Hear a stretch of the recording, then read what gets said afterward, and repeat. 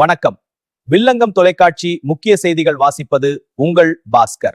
தேசிய பத்திரிகையாளர்கள் பாதுகாப்பு நல இயக்கத்தின் பத்திரிகையாளர்களை இடைத்தரகர்களை வைத்து தரைக்குறைவாக பேசிய விருத்தாச்சலம் வாணிபக்கண் கிடங்கு செயலாளர் மற்றும் பட்டியல் எழுத்தர்கள் மீது நடவடிக்கை எடுக்க கோரியும் திட்டக்குடி வட்டம் தீவலூர் கிராமத்தில் நேரடி நெல் கொள்முதல் நிலையத்தில் தீவலூர் கிராம சுமை தூக்கும் தொழிலாளிகளும் விவசாயிகளும் ஒற்றுமையாக செயல்பட புரட்சி பாரதம் கட்சியின் சார்பாக புரட்சி பாரதம் கட்சியின் கிழக்கு மாவட்ட செயலாளர் சங்கரலிங்கம் தலைமையில் வாணிபக் கழக மேலாளர் அவர்களிடம் மனு அளிக்கப்பட்டது.